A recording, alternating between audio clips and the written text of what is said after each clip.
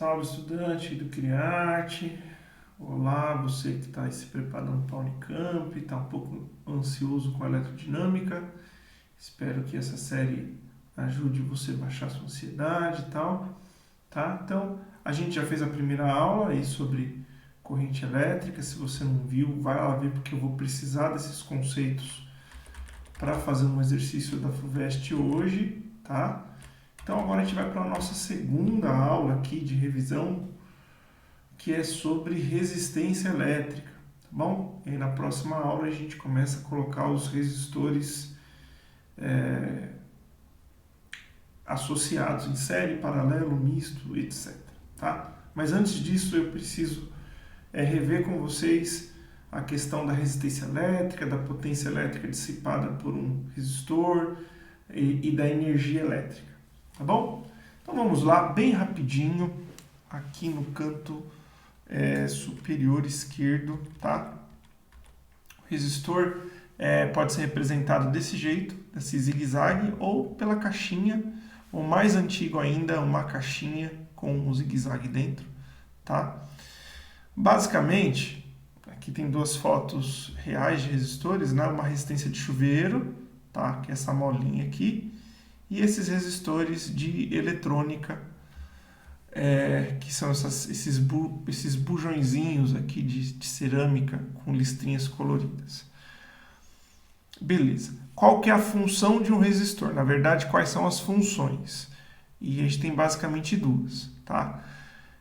Primeiro, a resistência aqui do chuveiro, ela tem a função de gerar calor, transformar a energia elétrica em calor, e esse fenômeno a gente chama de efeito Joule, tá bom? Então, no chuveiro elétrico, no secador de cabelo, na chapinha, no forno elétrico, em mais uma série de coisas aí que você gasta eletricidade para gerar calor com a finalidade de gerar calor, tá? Então a gente está vendo aí o efeito Joule, tá bom?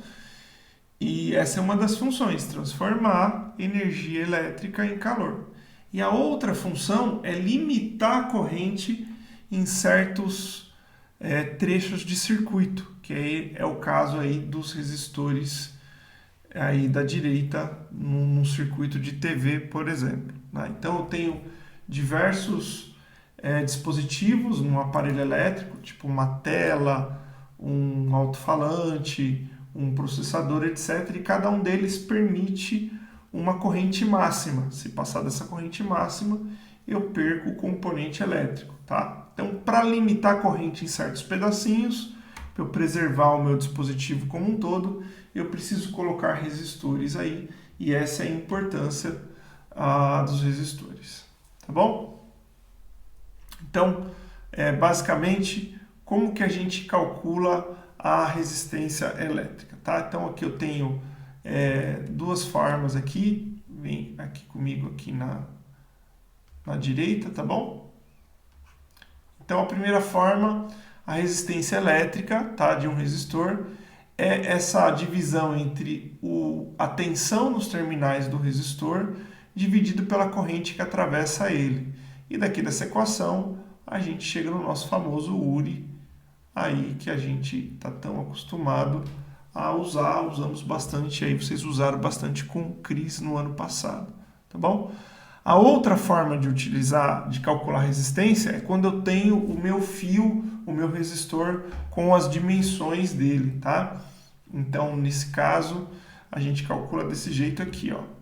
A resistência do meu resistor, tá? A resistência R, é dada pela resistividade, que é essa letra grega aqui, o ρ, tá?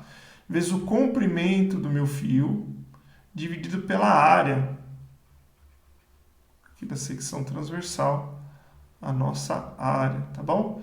Então, o comprimento sai em metros, a nossa área vai sair em metros quadrados, tá bom?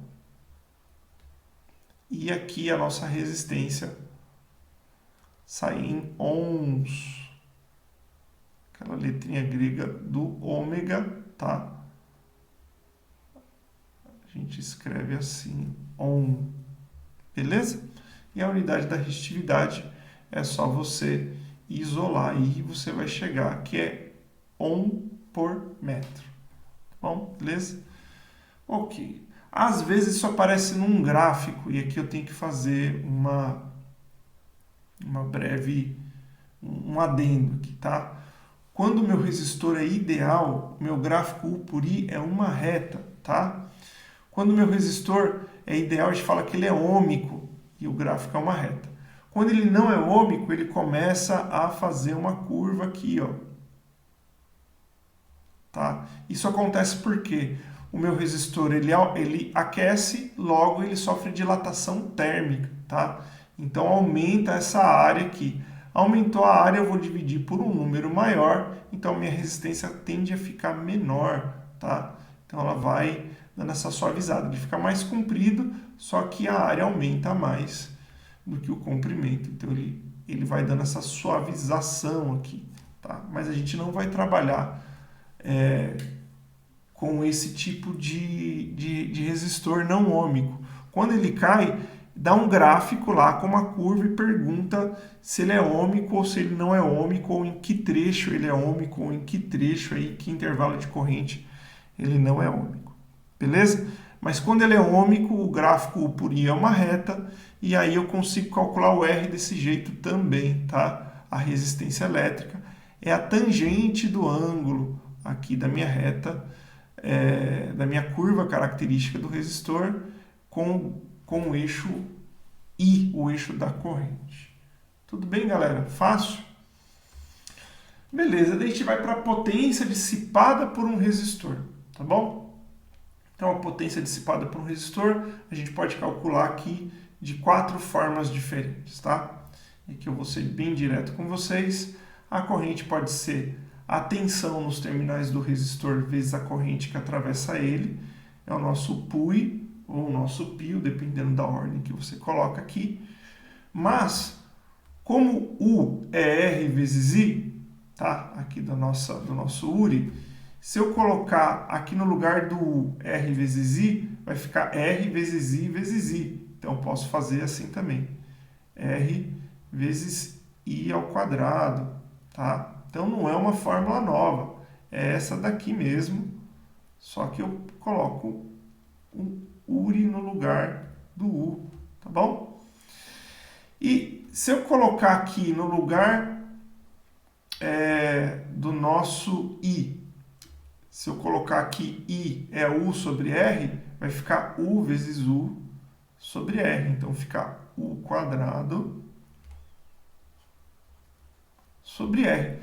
E eu recomendo que vocês façam isso algumas vezes, não fiquem só decorando um monte de equação, não, tá bom? Veja de onde elas saem, você só decora a primeira e o URI e consegue chegar nas outras duas, tá? A outra fórmula de potência é a fórmula de potência que vocês já têm lá da mecânica mesmo, que é potência igual a energia dividido pelo tempo. Tá bom? Então, a energia consumida ali pelo resistor, ou dissipada pelo resistor, dividido pelo intervalo de tempo. E aí agora a gente precisa falar das unidades de medida, tá? Então, no sistema internacional, no SI, a unidade de potência é o watt e da energia é o joule, tá? Só que, alternativamente, a gente pode usar outra unidade para energia, que é o quilowatt-hora. Quilowatt-hora. Tá? Como é que a gente transforma de uma para outra? É bem fácil, ó. Vou fazer aqui, ó. Perdão, ficou horrível. Piorou. Piorou. Ó. Quilowatt-hora. O quilo, galera, é 1000. Tá? Por que é uma unidade alternativa? Porque a hora, na verdade, é 60 vezes 60 segundos, né? Uma hora tem 60 minutos, que cada um tem 60 segundos. E aí, o watt aqui é joule por segundo, né? Então eu preciso passar isso daqui para segundo. Então como é que ficaria aqui? Ó? 1 kWh é igual a 10 a terceira vezes o watt vezes 3.600 segundos. Tá bom? O watt vezes o segundo é joule. Então isso daqui vai dar 3,6 vezes 10 a sexta joule, tá? Então, isso daqui geralmente as provas não te dão, tá? 1 kWh. Algumas provas dão, outras não, tá? Mas é importante você saber calcular e não precisa decorar. Isso daqui eu não sei de cor. Quando eu preciso, eu faço esse procedimento aqui. É simples, transformar aquilo em 1.000, hora em 3.600 segundos, multiplica todo mundo, eu chego aqui e aí você faz uma regra de 3. Essa unidade alternativa ela é conveniente, tá? Porque quando eu vou calcular, por exemplo, o consumo de energia por uma casa, se eu for calcular em joule, o número vai ficar muito grande, tá? Então, em quilowatt-horas, uma casa normal, típica, aí vai consumir 400, 500, 300 kWh por mês, tá? Se eu fosse trabalhar com joule, esse número já ia para centenas de milhões, tá? Então já fica inconveniente trabalhar com um número tão grande, a gente não consegue estimar facilmente na cabeça, né? Com um aumento de, sei lá, 400 milhões para 450 milhões de joules, tipo, é mais fácil calcular um aumento de 300 de 300 kWh para 380 kWh. Nossa, aumentou 80 kWh, fica mais fácil de estimar. Essa é a ideia, tá bom? E esse tipo de questão cai bastante aí, principalmente no Enem, que gosta de trabalhar essa questão de consumo de energia. Então, a energia também pode ser dada por potência vezes o ΔT, tá? Beleza? Gente, de teoria é isso, dessa parte de resistência. A gente aproveita e vê aqui também potência elétrica, né? Vou mudar o título lá depois, colocar revisão de resistência elétrica e potência elétrica. E vamos para os exercícios, tá? Eu separei da apostila do professor Reis um exercício da Unicamp e um da FUVEST, tá? Então os dois estão tranquilos também, vocês vão sentir que não é difícil de fazer, beleza? Vamos lá então? Ó, ficou assim, ó. Sabe-se que a resistência elétrica de um fio cilíndrico é diretamente proporcional ao seu comprimento e inversamente proporcional à área de sua secção reta. Tá? Na pergunta original, isso daqui não é uma interrogação, isso daqui é um ponto. Vamos corrigir aqui o material do professor Reis. Beleza. O que acontece com a resistência do fio quando triplicamos o seu comprimento? Olha que tranquilo. Então a gente vai usar essa equação aqui no item A. Resistência é ρ L sobre A. Tá? Então isso daqui é a nossa equação. O que ele está perguntando aqui no nosso item A é o seguinte: o que acontece com o R, que eu vou chamar aqui de R', quando o meu comprimento é 3L? Tá? Fácil? Bem tranquilo, né? Então o R' vai ser, provavelmente ele quer essa resposta em função de R, né? Então vai ser ρ vezes o L, que agora o comprimento é 3L, sobre A. Não mudou nada no diâmetro aqui, na área de secção, então fica A mesmo. Tá? Então isso daqui vai ser R'. Vou colocar esse 3 aqui para fora. 3ρLA. E esse RA, galera, é o nosso R inicial, certo? Isso daqui é o nosso R inicial, gente. Então a gente pode fazer o seguinte, ó. Isso daqui é R. Então, R' é 3R. E já acabou. Já respondemos a pergunta. Se você quiser colocar em forma de texto, a gente pode colocar assim, ó. Ao triplicarmos o comprimento do fio, triplicamos sua resistência. Deixa eu ver se é isso mesmo que ele perguntou. O que acontece com a resistência quando triplicamos o seu comprimento? É isso mesmo. Pronto. Acabou o item A. O item B vai ficar assim, ó. Pergunta B. Opa.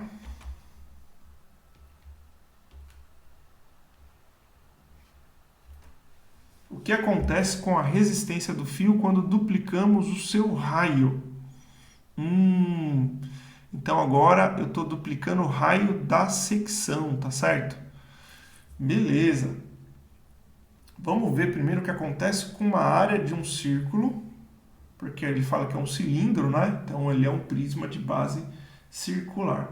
O que acontece com a área do círculo quando a gente duplica o raio? Vamos ver? Então, a área do círculo é πr ao quadrado, tudo bem? Então, a área, a linha do círculo, a linha vai ser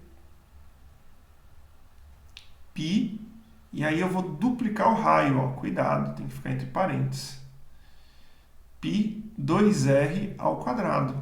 Então, a área linha vai ser aqui 2r ao quadrado, é 4r ao quadrado, né? Então, já vou colocar aqui para fora, 4π r ao quadrado.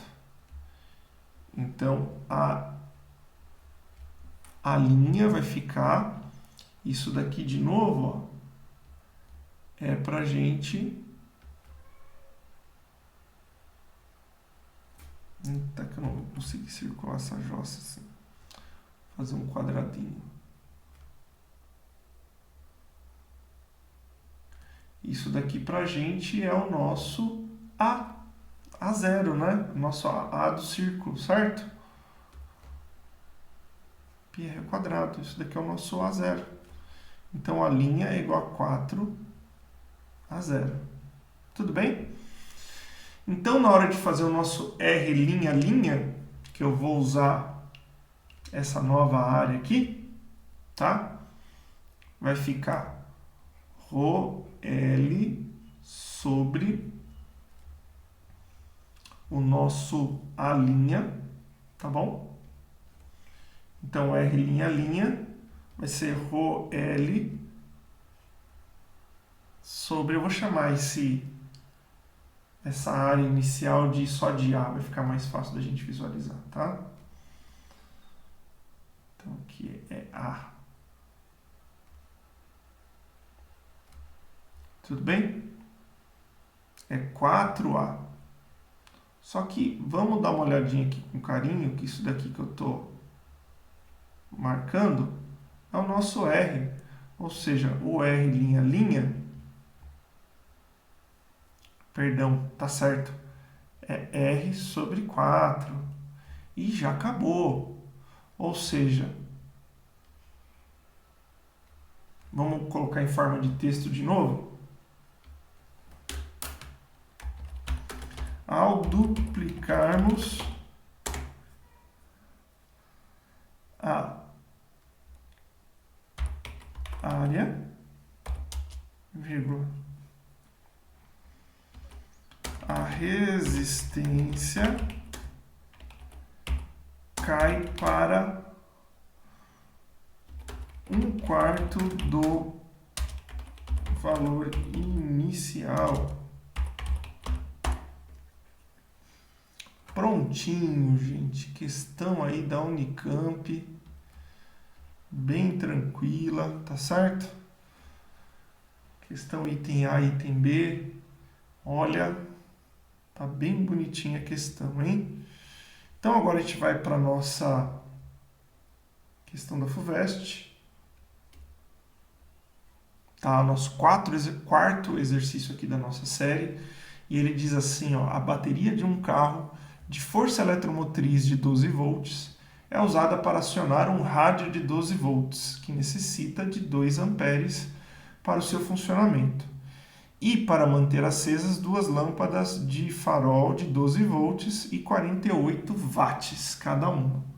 Tá?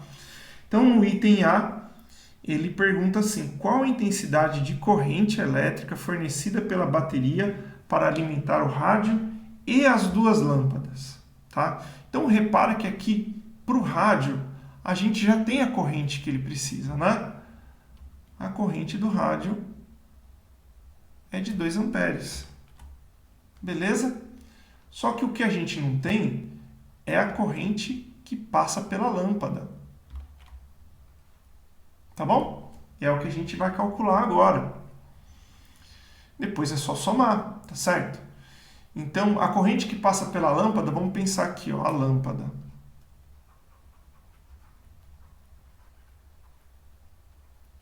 Esse aqui é o nosso item A, tá bom?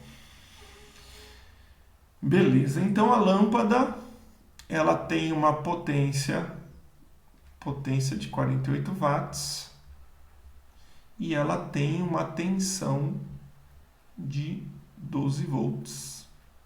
Tudo no carro, né, tem uma tensão de 12 volts aí para combinar com a bateria. E eu quero saber a corrente de uma lâmpada. Ó, a gente vai usar o nosso PUI. Ó que fácil. Potência, tensão vezes corrente. Então a potência vai ficar, perdão, a corrente vai ficar a potência dividido pela tensão. Então a nossa corrente ficou 48 por 12. Então a corrente de uma lâmpada ficou 4 amperes. Como eu tenho um rádio mais duas lâmpadas, tá? Então o I total vai ser a corrente do rádio, que é 2, mais a corrente consumida por uma lâmpada, que é 4, mais a corrente consumida por outra lâmpada, ou seja, o nosso I total é de 10 amperes. Tranquilo, gente? Eu sei que quando você leu, você ficou pensando, mas cadê o circuito? Como é que eu faço o circuito? Gente, o circuito das coisas geralmente é um paralelo, mas a gente não precisava saber disso aqui. Mas como é que eu sei que é um paralelo, Thiago? Veja se faz sentido. Se eu desligar o rádio do carro, o farol apaga? Você concorda que não? Então, assim, ou as coisas estão em paralelo, ou são circuitos independentes, né? Aqui no caso são circuitos independentes. Quer dizer, se eu tirar um farol do carro, o outro apaga? Não, o que mais tem nas estradas é carro com um farol aceso e o outro apagado, porque queimou a lâmpada, né? Então, ou são circuitos independentes, que é o caso aqui, ou são circuitos em paralelo. Então não tem muito segredo não, tá? Calcula um de cada vez e depois você soma. Fácil? Tranquilo? Beleza. O item B é: qual a carga em coulombs perdida pela bateria em 1 hora? Então, estou considerando só o rádio e as duas lâmpadas, né? Essa é a ideia, né? Então, beleza. O item B, então, ele quer a carga perdida. Então, vamos lembrar aqui, ó, que corrente é carga por tempo. Tá? Como é que eu sei que eu vou usar essa equação, Thiago? Porque ele está me dando um tempo aqui, ó. Está me dando um tempo de 1 hora, né? E eu acabei de achar a corrente, ele quer a carga. Então só pode ser essa a equação. Então a carga é a corrente média, né? Que a gente aprendeu já a calcular na primeira aula, vezes o tempo. Então nossa carga vai ficar... Beleza. A corrente é 10 amperes. Olha lá, para nossa carga sair em coulomb, o tempo tem que estar em segundo. Essa era a pegadinha aqui da FUVEST. Então, 1 hora é 3.600 segundos. 60 vezes 60, tá bom? Então, a carga agora vai ficar 10 vezes 3.600 é 360, isso, mil, não, perdão, 36 mil coulombs, tá? Ou se você quiser deixar em notação, para humilhar aqui o examinador, ó, 3,6 vezes 10 a quarta coulombs. Gente, acabou essa aulinha aqui de resistência, tá bom? Como vocês podem ver, é bem tranquilo, não tem motivo para ter medo, é só treinar, faça os outros exercícios, faça a TNTC, faça os exercícios da apostila 7 e fique em paz, fique tranquilo, porque não é difícil. Um beijo e até a próxima aula de associação de resistores. Esses conceitos que a gente aprendeu na aula 1 e na aula 2, nós vamos usar lá na aula 3. Beleza? Falou!